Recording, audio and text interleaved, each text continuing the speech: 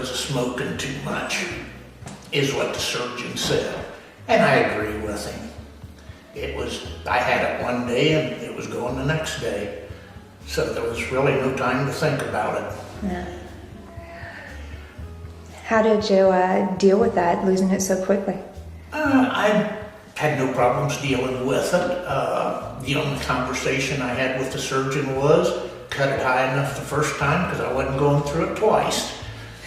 And he evidently did. We only done it once. All right. But it was, by the time I got to the hospital, it was already turning black, so there was no doubt it was going. It was no sense in worrying about it. Yeah. How did you end up with Optimus? I ended up with Optimus because John come around visiting me out of the clear blue sky and was really super nice and gave me the literature and everything, told me what he was in, and never once pressured me.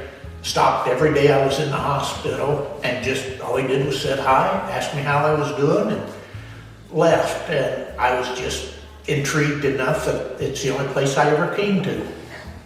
The only thing I know is it's never going to grow back. Yeah. There was nothing you could do about it. So you might as well learn to live with it and go on. Yeah. I'm not a person to spend much time at home doing nothing.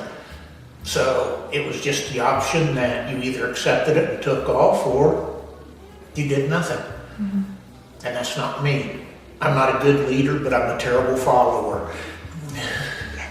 In fact, when you first lost your leg, you were so anxious to get going, you made your own first leg, is that true? Between me and a friend, yes, we made the first prosthetic ourselves out of a Martha Stewart trash can and a couple adjustable pieces of steel. And it actually, for having no idea how you build a prosthetic, it worked and come really close to the real thing. Were you just too anxious to get started? You couldn't wait for John? I'm an anxious person. I've done a lot of things. I've been canoeing. We practiced that on dry land the first time, and it really works out good on dry land. But when you put the canoe in the water, it just doesn't sit still like it should, and you take a couple baths till you figure it out. But there again, now I go canoeing every year, and it's a blast. Yeah. Yeah. So, what has Optimus meant to you through this whole thing? Optimus has meant a lot of freedom to be able to do the things that I like to do and enjoy to do. And they've been immensely helpful in keeping the prosthetic working and pain-free.